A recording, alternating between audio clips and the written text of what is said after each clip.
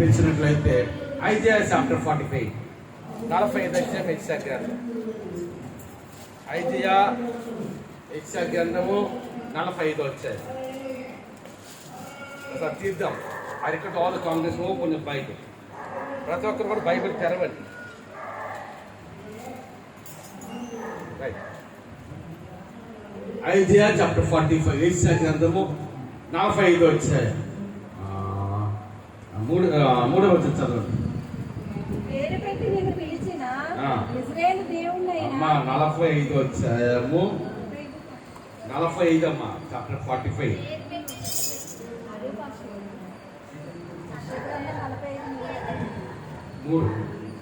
నేను నీకు ముందుగా పోవచ్చు. నేను ముందుగా పోవచ్చు. మెట్టగా నిన్న స్థలములను సరళం చేసేదను. అందొకసారి పైకి కనిపించేదమ్మా. హల్లెలూయా హల్లెలూయా హల్లెలూయా. When we particularly meditate the book of Isaiah chapter 45 verses 2. యెషయా గ్రంథము 45 అధ్యాయం 2వ వచనంలో మనం ధ్యానించినప్పుడు ఇక్కడ ప్రాముఖ్యమైన మాట మనకు కనిపిస్తుంది. It's a prophetical word first of all and prophetical word. అంటే దేవుని యొక్క వాగ్దానంతో దేవునికి నిబంధనతో కూడిన మాట. ఇక్కడ ఏమని రాస్తున్నాడంటే దేవుని అభిషేకంతో. God is not an ordinary person. యెషయా సాధారణమైన వాడు కాదు. దేవుని అభిషేకం కలిగిన వాడు, దేవుని దర్శనం కలిగిన వాడు. So the God has anointed the Isaiah as the prophet of nations. అనేకమైన జనాంగాలకు తండ్రిగా దేవుడు యెషయా ప్రవక్తని ఏర్పాటు చేస్తున్నాడు. యెషయా ప్రవక్త నిలిచినప్పుడు ఆయన 45 అధ్యాయం 2వ వచనం రాస్తున్నప్పుడు ఇక్కడ ప్రాముఖ్యమైన మాట రాస్తున్నాడు. నేను నీకు ముందుగా పోవచ్చు, మెట్టగా ఉన్న స్థలములను సరళం చేసేదను. ఈ మాట మనకు ధైర్యమునిచ్చే మాట. ఈ మాట మనకు ఆదరణిచ్చే మాట. ఈ మాట మనకు బలమునిచ్చే మాట. ఈ మాట మనకి శక్తినిచ్చే మాట. అందుకని దేని వాక్యంలో చూస్తున్నప్పుడు ఒక మాట ఉంటుంది. ఏంటో తెలుసా? నీ భక్తి నీకు ధైర్యము పుట్టించదా? మన భక్తి మనకి ఏంటిస్తుంది? ధైర్యం ఇస్తుంది. When we live a successful believers here, the devotion will give the strength to the and the knowledge in our life. ఎప్పుడైతే మనకి ధైర్యం కావాలంటే దేవుని చిత్త ప్రకారం మనం బ్రతుకుతున్నప్పుడు, దేవుని మార్గంలో నడుస్తున్నప్పుడు, దేవుని కొరకు ఒక నమ్మకమైన విశ్వాస క్రైస్తవ జీవితం మనం జీవిస్తున్నప్పుడు మన భక్తి మనకి ఏర్పిస్తుంది అంటే ధైర్యం పుట్టిస్తుంది. అందుకని యెషయా గ్రంథం 45 అధ్యాయం 2వ వచనం చూసినప్పుడు నేను నీకు ముందుగా పోవచ్చు. నా గొంతున్న ఒకసారి చెప్పండి. అమ్మ నేను తెలుగులోనే చెప్పాను, ఇప్పుడు ఇంగ్లీష్ చెప్తాను. ఒక తెలుగు అర్థం కాకపోతే దోసారి my message you stretch your right hand. ఒకసారి రెండు పైకి కదా. హల్లెలూయా హల్లెలూయా హల్లెలూయా. మనం ముందు నడిస్తే కార్యాలు జరగ గుర్తించుకోండి. అది మనం పని నిమిత్తం వెళ్ళినా, ఒక ఉద్యోగం నిమిత్తం వెళ్ళినా, ఒక వ్యాపారం నిమిత్తం వెళ్ళినా, బిడ్డల స్కూల్కి వెళ్ళినా, కాలేజీకి ఎవరైనా వెళ్ళినా సరే మన ముందు ఎవరు నడాలి? The God have to walk before us. మహిమ కలిగిన వాడు, మహిమ కలిగిన వాడు, మహత్సమ కలిగిన వాడు, 2000 సంవత్సరాలు దేవుడే మానవుడిగా లోకంలో జన్మించిన వాడు. ఆ పరలోక రాజ్యంలో ఎల్లప్పుడూ కూడా దేవదూతల గణమని చేత ఇదిగో సైన్యములకు అధిపతిగా యెహోవా పరిశుద్ధుడు పరిశుద్ధుడని మానక సిద్ధింపబడుతున్నాం. మనం ఆ పరమత్తరిని యేషయా ఎవరి ముందు నడాలి? దేవుడు మన ముందు నడాలి. మనం నడకూడదు గుర్తుంచుకొని. The God have to walk before us. The God have to walk before us. మనకు ముందుగా దేవుడు నడవాలి. సర్వోన్నతుడైన దేవుడు, సర్వశక్తిమంతుడైన దేవుడు. అక్కడ సాధ్యపడేది ఏమీ లేదు. పరలోక రాజ్యంలో కోటాను కోట్ల దేవదూతల చేత ఇదిగో సైన్యములకు అధిపతులకు యెహోవా పరిశుద్ధుడు పరిశుద్ధుడు పరిశుద్ధుడు మానక స్తుతింపబడుతున్న ఆ పరమ తండ్రి దేవుడు, సర్వ సృష్టిని చేసిన వాడు, సర్వ సృష్టిని నడిపించేవాడు, సర్వ సృష్టి మీద కూడా ఆధిపత్యము కలిగిన మన రక్షకుడు మోచకుడని యెషయా మనం నడాలి. దేవుడు మన ముందు నడితే తెలుసా? మనం ఆశీర్వదించబడతాం. యెషయా మన ముందు నడిస్తే మన అభివృద్ధి పొందుతాం. యెషయా మనం నమ్మితే మన ముందు నడిస్తే ఎటువంటి భయంకరమైన పరిస్థితుల్లో మనం నడిపించబడిన నేను వాక్యం తెలుసా? నువ్వు జనంలో దాటినప్పుడు ఆమె నీ మీద పొర్లు పారవు. ఎప్పుడు పొర్లు పారవు తెలుసా? దేవుడు మన ముందు నడాలి. మనం చాలాసార్లు వెళ్తే familiar passage in the Bible in the old testament, the book of Exodus. నేను మా కాండబలం చదివి దేవుడు ఒకసారి చూడండి, తన పెద్దడి జనాంగమును ఆయన ఉద్దేశించండి. When the God delivered his people from the badness of Egypt, when the God is leading toward the Canaan, the people of Israel, the most dedicated people, దేవుడు తన రక్తముగా విమోచించుకున్న, దేవుని చేత ఆశీర్వదించబడిన ఇశ్రాయేలు జనాంగము వారి ప్రయాణం వెళ్తున్నారు. ఎదురుగేటు వచ్చిందంటే ఎర్ర సముద్రం ఆటంగా వచ్చింది. వెనకుండా ఐగుప్తు సైన్యం వస్తుంది. వెనక మా కాండ 14-18 వచ్చే అధ్యాయం ఏమో తెలుసా? దేవుడంతా పగటి వేళ మాకే స్తంభములోను, రాత్రి వేళ అగ్ని స్తంభములోను ఉంది. వారికి ముందుగా ఎవరికి ముందుగా నడిచాడమ్మా? ఇశ్రాయేలు ప్రజలు, ద మోస్ట్ బ్లెస్డ్ పీపుల్ అన్నారు. దేవుని చేత ఏర్పరచబడిన జనాంగము, దేవుని చేత ప్రతిష్ఠించబడిన దేశము, దేవుని యొక్క కన్వెన్షన్ ఆ ఇష్టానికి ప్రజలంట. ఆయన వారు ప్రయాణం వెళ్తున్నట్టు పగలు మేక స్తంభం ఉన్నాడట, వారికి ఎండ తగలకుండా. రాత్రి అగ్ని స్తంభంలో ఉన్నాడట, వాళ్ళకి దారి చూపించడానికి. ఒక మాట తెలుసా? ఐగుప్తు దేశం నుండి ఇశ్రాయేలు దేశానికి వెళ్ళడానికి 40 రోజులు చాలు, కానీ 40 రోజులు నడిపించలేదు. The God has led the people of Israel for 40 years. 40 సంవత్సరాలు నడిపించాడు. మనకు కొన్నిసార్లు అర్థం కాదు, 40 రోజులు నడిపించవలసిన దేవుడు తన పెద్దలు 40 సంవత్సరాలు ఎందుకు నడిపించాడు? దానికి కారణం ఏంటి తెలుసా? God have to walk. God want to teach them lessons to them. ఇశ్రాయేలుకి నేర్పించాలి, అనేక విషయాలు నేర్పించాలి. యెహోవా దేవుని యొక్క శక్తి ఏంటి, ఆయన గొప్పతనం ఏంటి, ఆయన మాత్యం ఏంటి, ఆయన శక్తి సామర్థ్యాలు ఏంటి? ఒక మాట తెలుసా? దేవుని యొక్క శక్తి సామర్థ్యాల ముందు మానవుడు ఒక నలుసిగా కూడా పనిచేయాలి. ఆల్మైటీ, సర్వ సృష్టిని చేసిన వాడు తన వాక్కు ద్వారా, సర్వ సృష్టి మీద ఆధిపత్యం కలిగిన వాడు, సర్వ సృష్టిని నడిపించిన వాడు, వాడికి అసాధ్యమైన వ్యక్తి ఏమి లేదు. అటువంటి గొప్ప దేవుడు 40 సంవత్సరాలు ఎందుకు నడిపించాడు తెలుసా? వారికి అనేకమైన విషయాలు నేర్పించాలి. మన జీవితంలో కూడా, క్రైస్తవ జీవితంలో మన యేసు ప్రభువు అమూల్యమైన రక్తము చేత విమోచించబడ్డా. దేవుని సక అభిషేకించబడిన ప్రజలము. The God has a plan, the divine plan about every individual Christian in the world. ఈ లోకంలో క్రైస్తవ్యాల దేవుని ప్రణాళిక ఉంది. 40 రోజులు నడిపించవలసింది. 40 సంవత్సరాలు ఎందుకు నడిపించింది తెలుసా? మన జీవితంలో కూడా కొన్నిసార్లు అనారోగ్యాలు వస్తుంటాయి. ఎందుకంటే అనారోగ్యంగా దేవుడు అనేక విషయాలు మనకు నేర్పిస్తాడు. కొన్నిసార్లు చూసిన ఆర్థిక సంబంధమైన సమస్యలు వస్తుంటే, అంతేనా? జోబులో 10,000 ఉంటే డబ్బు విలువ మనకు తెలియదు, అంతేనా? మన జోబులో 10,000 ఉంది, డబ్బు విలువ మనకు తెలియదు. కండక్టర్ వచ్చాడు అనుకోండి, బస్సు ఎక్కువ అనుకుందాం, లేకపోతే ఆటో ఎక్కాం, ఆటో అంటాడు 300 అంటాడు. మన జేబులో 10,000 ఉంది. ఆటో దిగినట్టు ఏం చేస్తామంటే 500 నోటు ఇస్తాం. ఆటో డ్రైవర్ అంటాడు చెల్లలు లేదని అంటాడు. ఏం చేస్తుంది తెలుసు? మనం 10,000 జోబులు అంటే 6 నెలలు ఉంచుకోయాలన్నమాట. 200 వస్తుందా అమ్మా? 200 వస్తుందా? నేను మొన్న అనుకుంటాను, శుక్రవారం నేను ప్రయాణం గాజువాకుండా వస్తుంటే అక్కడ తాటిమంది నెంబర్ కవర్లో పెట్టుకుని ఎండలో తాటిమంది తీసుకోండి, ఆటోలు వస్తారండి, ఆటో ఆఫీస్ తాటిమంది తీసుకోండి. ఉదయం నుండి సాయంకాలం, మంచి ఎండాకాలం ఇది, ఉదయం నుండి సాయంకాలం వరకు వాళ్ళు ఏం చేస్తున్నారంటే గీటం కొట్టారమ్మా, ఎండకి గీడుతున్నారు. అర్థమవుతుందా? అలా రోజంతా ఎండలో తిరిగి అమ్ముకోండి. ఎంతో తెలుసా? రోజుకి 10,000 20,000 రాదమ్మా. ఎంత వస్తుంది? 200-300 వస్తుంది, పైకి 500 వస్తుంది. దేవుడు మనకి మొట్టమొదటి సమృద్ధిస్తే ఆ ధర్మం మీద మనకు తెలియదు, ఆ డబ్బు మీద మనకు తెలియదు. మన జోబులో 10 రూపాయలు కూడా లేనప్పుడు తెలుస్తుంది మన దాని విలువ. మన విశాఖపట్నం అంట 50 టన్నుల ఆహారం రోజుకి వేస్ట్ అవుతుంది అన్న. ఎన్ని టన్నులమ్మా? 50 టన్నులు. టన్ను అంటే ఎంతో తెలుసా? 1000 కేజీ. అలాంటి 50 టన్నులు అంటే 55 లక్షల కేజీల ఆహారం మన విశాఖపట్నం వేస్ట్ అవుతుంది. మీరు స్టార్ హోటల్కి వెళ్ళండి, ధనవంతులు ఏం చేస్తుంటారంటే చికెన్ బిర్యానీ, మటన్ బిర్యానీ ఏవో ఆర్డర్ చేస్తారు.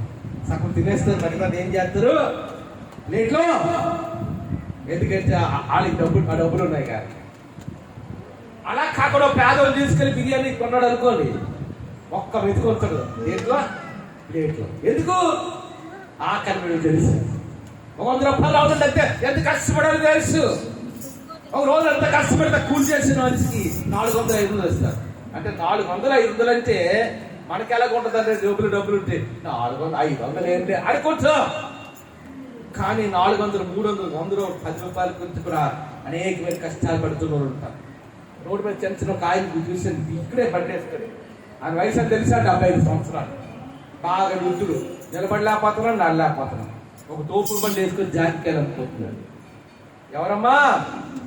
వాళ్ళ గమనస్తుడు కాదు, 70-75 సంవత్సరాలు ఉంటాయి. ఆ వృద్ధాప్యులు తోపుడు బండి ఎండలో తిరిగి ఏం చేస్తున్నాడు? రోజంతా కష్టపడి 500 కూడా రాదు, కష్టము. అందుకని దేవుడు ఏం చేస్తుంటాడంటే పట్టుకోరమ్మా, కొన్నిసార్లు ఆర్థిక సంబంధమైన సమస్యలు కూడా దేవుడు మనం నడిపిస్తాడు. కొన్నిసార్లు అనారోగ్యాలు పెడతారు, అప్పుడు ఆరోగ్యం తెలుసు. మీకు తెలుసా, 1 కోటి రూపాయలు గొప్ప, ఆరోగ్యం గొప్ప. ఏమ్మా? 1 కోటి రూపాయలు గొప్ప, ఆరోగ్యం గొప్ప. ఆరోగ్యం గొప్ప, ఆరోగ్యం మహాభాగ్యం. దేవుడు మనకి ఇచ్చిన ఆరోగ్యం గొప్ప.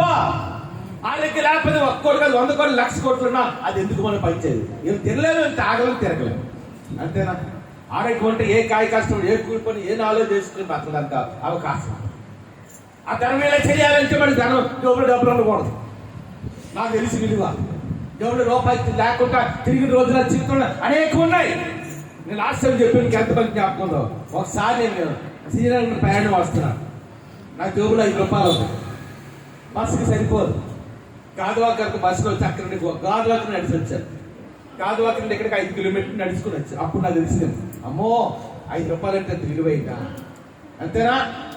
అందుకని God wanted to teach some lesson to the Israel people. That's why he was led the people of Israel from the 40 long years.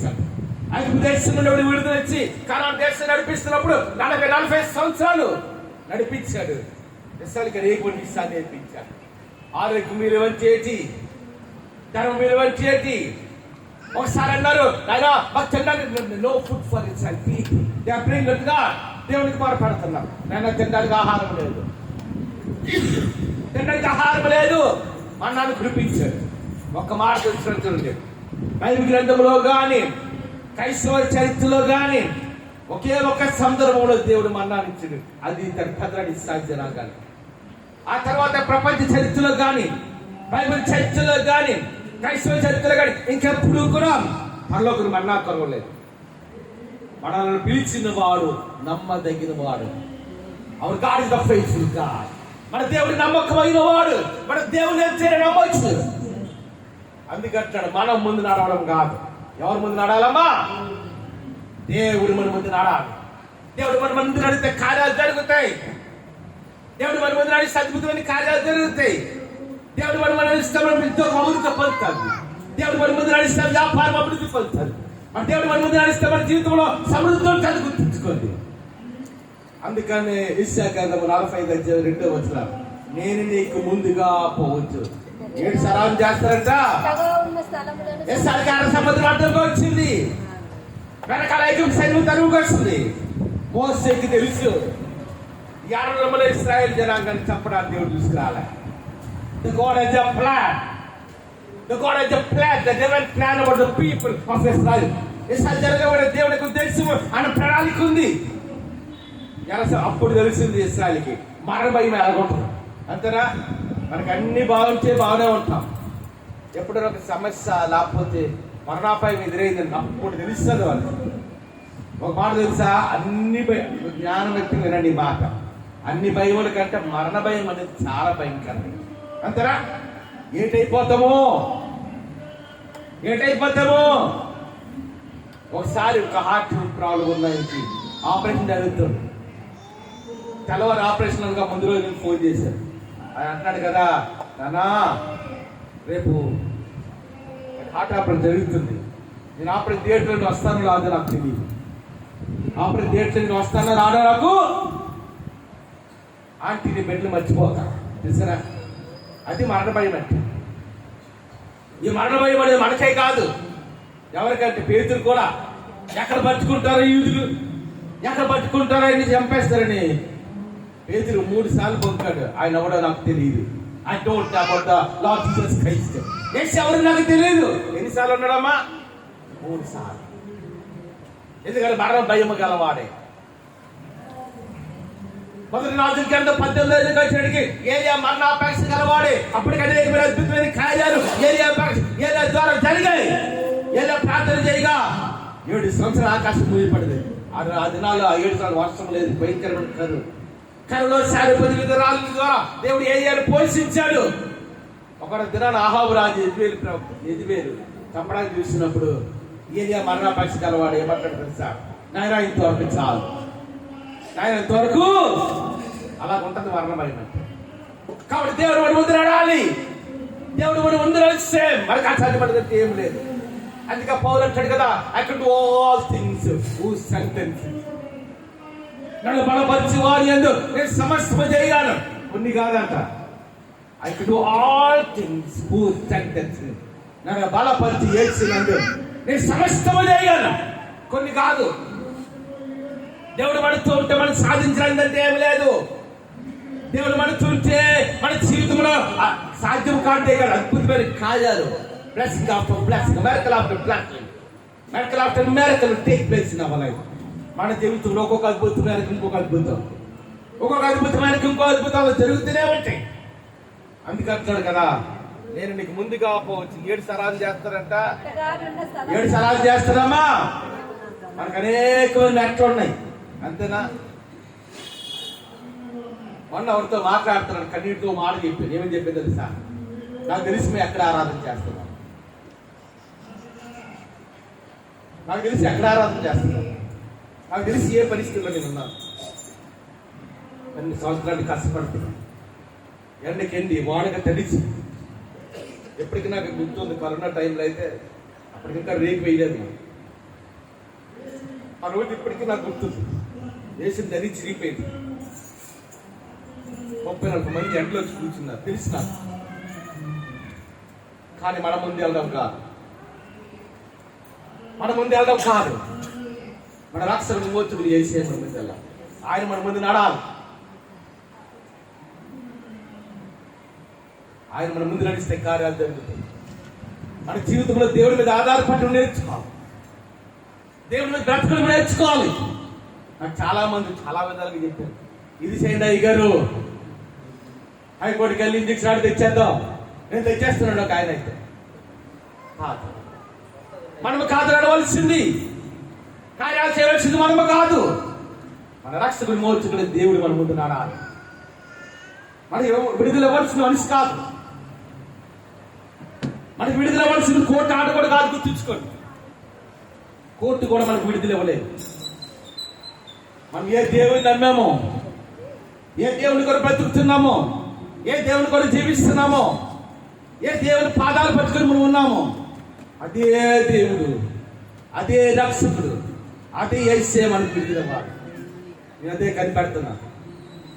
కాళ్ళు అడిగేలాగా తీగం కూర్చో, పోలీస్ స్టేషన్కి వెళ్ళాం, ₹1,00,000 ఖర్చు పెట్టేశాం. కానీ ఒక దినం వచ్చింది, నా దేవుడు నాతో మాట్లాడుతున్నాడు. God speaking with me. నా కుమారుడా, నువ్వు కోర్టు మీద ఆధారపడటం కాదు, అవన్నీ చూస్తాను. నువ్వు చేయాల్సింది ఒకటే, నేను చెప్పినట్టు చేయాలి. నాకు అప్పుడు నేను మౌనం అయిపోయాను, అప్పుడు నేను మౌనం అయిపోయాను. మనకు అవనాల్సిన ఫోన్ చేసి అంటున్నాడు కదా, అయ్యారు ఆదివారం భాస్కర్ ఆదివారం ఉంది కాబట్టి అడుగుతాడు, చూద్దాం అన్న. కాదు కాదు, ఎవరి మాట మనం చేయాలమ్మా? దేవుని చిత్తము. The will of God have to fulfill our life. దేవుడి చిత్తం మన జీవితం నెరవేర్చబడాలి. మన శక్తి కాదు, మన బలము కాదు, మన ఆరోగ్యము కాదు, మన కలిగినది ఏది కాదు. కానీ మనకు రక్తము కాల్చి ప్రాణము పెట్టి సమాధి చేయబడి 3వ దినాన్ని తిరిగి లేచిన మన రక్షకుడు విమోచకుడు చేసి మన ముందు నడవాలి. అదే నేను కనిపెడుతున్నా. నాకు తెలిసి త్వరలో చర్చలోకి వెళ్తాం, త్వరలో ఆరాధన చేస్తాం. నేను లాస్ట్ టైం చెప్పాను చాలాసార్లు. కొన్ని వేల మంది ప్రజలు ఇక్కడికి వస్తారు, వందలాది స్వస్థతలు జరుగుతాయి, వందలాది స్వస్థతలు జరుగుతాయి. నాకు తెలిసి ఆ విషయం. కానీ మన ముందు నడవలసింది మనము కాదు. ఎవరు నడాలమ్మా? అందరూ నడిచేది పైకి హల్లు ఇచ్చేదా? దేవుడు మన ముందు నడాలి. ఆయన ముందు నడిస్తే మన జీవితంలో అద్భుతమైన కార్యాలు జరుగుతాయి. అందుకు అంటాడు కదా, ఇదిగో నేను నీకు ముందుగా పోవచ్చు. ఏం చేస్తున్నాడమ్మా? గట్టిగా ఉన్న స్థలంలో అవసరాలు చేస్తాం మనమా?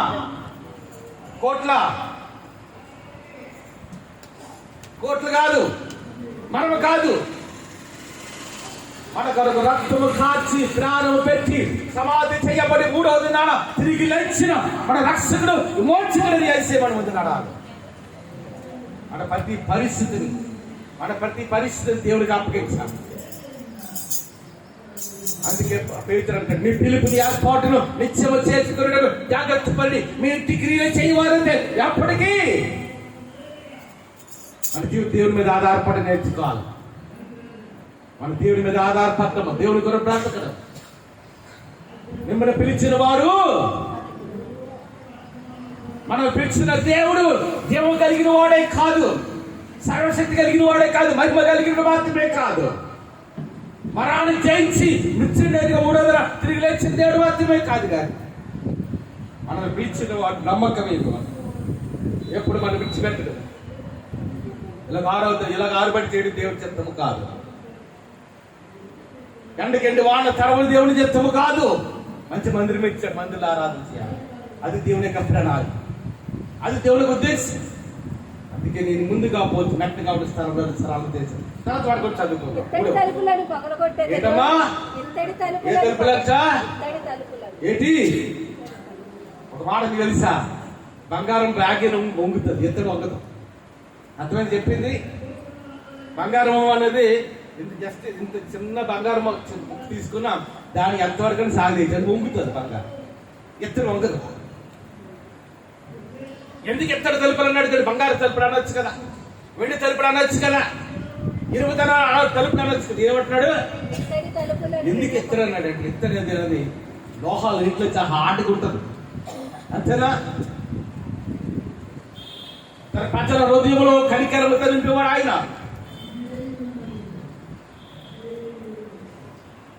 ఎందుకంటే మనలో ఉన్న దేవుడు లోకములో ఉన్నవాని కంటే గొప్పవాడు, వారిని మీరు జయించున్నారు. మన జీవితంలో దేవుని వాక్యాన్ని పట్టుకోవాలి, దేవుడు మనకి ఇచ్చిన దర్శనాన్ని పట్టుకోవాలి. సంఘంలో సమస్య వచ్చిన అందరూ ఏమనుకున్నారు? ప్రభుదాస్ పని అయిపోయింది అనుకున్నారు. ఆ రోజు ఎప్పటికీ నాకు జ్ఞాపకం ఉంది. క్రిస్మస్ 2016 కొంత క్రిస్మస్ అవుతుంది. నేను పాస్టర్గా కన్నీరుతున్నాను, కన్నీరు తాగుతున్నాను. ఏంటనే పరిస్థితి 15 సంవత్సరాలు నడిపించాం. ఆ పిల్లలందరికీ ఈయన బాప్తిమిచ్చారు. అరెంకా గారు కానీ వీళ్ళందరికీ, ఈవెన్ భారతి ఇలాగ మళ్ళీ అందరికి వస్తున్నారు. ఆ క్రిస్తుల రాజు దేవి వీళ్ళందరికీ ఈయన ఇచ్చాను బాప్తి. ఝాన్సీకి ఇచ్చాను. అవనస్తులు అందరికీ ఆల్మోస్ట్ నేనే. కానీ ఎవరైతే మనం నమ్ముకున్నామో వాళ్ళు మనకి అతను క్రిస్మస్ రోజు నేను పాస్టర్ గారు కన్నీటితో ప్రార్థన చేస్తున్నాం. ఆరాధన జరుగుతుంది. 9 అయింది, 10 అయింది, కన్నీటితో ఉన్నాం. ఇప్పటికంటే నేను జ్ఞాపకం ఉన్న దేవి అంటే పూర్వం జనిసిన బర్మకలు పైన ఉంటాం. ఏమనుకున్నారు? 10 ఇలా ఫోన్ చేసి నాన్న ఎక్కడున్నామంటే ఇలాగ ఉన్నామంటే, నాన్న మా చర్చికి రా వాకింగ్ చెప్పాను. అది నుంచి అక్కడికి వెళ్ళాం. అక్కడికి వెళ్ళి వాకింగ్ వాళ్ళ భోజనం వచ్చాం. ఎందుకంటే మాకు తెలుసు ఈ 12 సంవత్సరాలు ఎంతకే మీరు ఖర్చాము, ఎంత వేదన పడ్డాము. ఎవరికైనా చెప్పుకోలేదు నా వేదన. ఎందుకంటే మమ్మల్ని పిలిచిన దేవుడు మనిషిని నమ్ముకొని ఉండలేదు. ఆమె గుర్తుంచుకున్నాం, దేవుని నమ్ముకొని ఉన్నాం, దేవుని కొరకు బ్రతుకుతున్నాం. అది నాకు తెలుసు. తర్వాత స్టార్ట్ చేసాం ఒక్కొక్కరు లోపల అనేక మంది అందరికి వచ్చినందుకు వస్తున్నారు. ఎందుకంటే దేవుడు మనతో ఉంది, దేవుని అభిషేకం మనకు ఉంది. మనం దేవుడిని నమ్మగలిగితే ఆ రెవల్యూషన్ ప్రత్యేక పౌరులు తెలుసు. కాబట్టి నన్ను బలపరచువాడు ఏదైనా సంస్థ చేయదు. దేవుడు త్వరలో విడుదలైపోతున్నాడు. అందుకంటున్నాడు, ఏమంటాడమ్మా? ఇత్తడి తలుపులను పగలగొట్టేది, తర్వాత ఇనప గడియలను విరగొట్టేదిరట. పేరు పెట్టి నిన్ను పిలిచిన ఎవరమ్మా? మనం ఊరికి సైన్ నవ్వుకోలే, ఊరికి సైన్ మార్గం నడవట్లే. అంతేనా? ఆదివారం అంతా అందరికీ పూజలు ఉంటాయి, బిజీ చర్చిలు ఉంటాయి. ఏ ఆదివారం కూడా మధ్యాహ్నం మా ఇంట్లో కనీసం సభ వెలిగించి ఆదివారం మధ్యాహ్నం ఏం వండుకోము. ఆరాధన అయిన తర్వాత ఎవరైనా తీస్తే ఏదైనా కర్రీస్ తింటాం, లేదంటే హోటల్కి అవనసం చెప్పి మీరు వెళ్ళి సాంబార్ తీసుకురండి అంట. ఎందుకంటే దేవుని పని మొదట మనం ఎవరమంటే దేవుడు మనం పెంచుతున్నాం. ఎదురుకునే పిల్ల దేవుడు మనల్ని నశించుకోవడానికి పిల్ల, సమస్యలో ఉండిపోవడం దాని పిల్లలు. కానీ కొన్ని విషయాలు నేర్పించాలి. నేను అనుకుంటాను కదా, రోమా 8:2 ఉంటారు. దేవుని ప్రేమించే వారు కలగా అని సంకల్పం చెప్పిన పిల్లలు కూడా మన సమస్తం మేలు గడిగని సమకూడి జరిగించారు. కీడు అనుకుంటాం, ఆ కీడు వరకు ఏంటి ఉంటుందమ్మా? ఒక మాట తెలుసా, అది 11వ సంవత్సరం మనం ఆరాధన పెట్టి రోజు కలగా మృతిపోతున్నాం. మీకు ఎంతమంది తెలుసు నాకైతే తెలియదు. నేను లెక్క పెట్టి బుక్లో రాసి 80 కుటుంబాలు మనతో ఉన్నారు.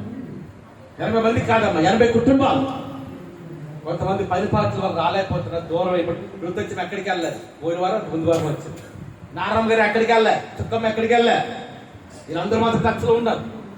కాకపోతే దూరం అయిపోవడం పరిస్థితుల వల్ల అన్న త్రివేణి, జయలక్ష్మి వాళ్ళు ఎక్కడికి వెళ్ళా, మన క్రిస్మస్ జన్మశతాబ్ది వచ్చారు. ఇలా అక్కడికి వెళ్ళా. 80 కుటుంబాలు మనతో ఉన్నారు. లోపల 30 కుటుంబాలు కూడా లేవు. ఎప్పుడంటే బాధపడతారు, సంఘాన్ని చదవగొట్టేశారు మొత్తం. నాటలు మన ఒక అవలసిన అడుగుతున్నా, ఏదండి కరి శ్రీనివాస్ గారు ఎక్కడ ఉన్నాడన్న రావట్లేదు. 2 సంవత్సరాలు అయింది, 4 సంవత్సరాలు. సంఘం కట్టినప్పుడు ₹1,00,000 ఇచ్చాడే. నేను అన్నాను గట్టిగానే, అటువంటి వాళ్ళు దూరం చేసుకుని మీరు ఏం చేస్తారు? మనం అలా కాదు. వచ్చిన ప్రతి ఒక్కరిని తిరిగి 20 కుటుంబాలు కొత్తగా వస్తున్నారు మన దగ్గర. ఒక్కరిని కోల్పోలేదు. ఓర్పుగా, సహనముతో, జ్ఞానయుక్తంగా. ఎందుకంటే దేవుడు మనతో అందుకంటాడు కదా, పేరు పెట్టి మనం ఎలా పిలుచుకున్నాడు దేవుడు? పేరు పెట్టి పిలుచుకున్నాడు. నష్టపోవడంలో పిల్లేదు. కాకపోతే ఇవన్నీ కూడా మనకి ఏంటి, ఇప్పుడు మందిరంలోకి వెళ్ళినప్పుడు ఇప్పుడు మన వాల్యూ తెలిసింది. మందిరంలో ఆరాధన చేయమంటే బయటకి ఏంటి, ఇప్పుడు మనం లోపలికి వెళ్తాయి. ఇప్పుడు జ్ఞానయుక్తంగా ఉంటాం, అంతేనా? జోబులో వేలు ఉన్నది కనుక మనకు తెలియదు వాల్యూ.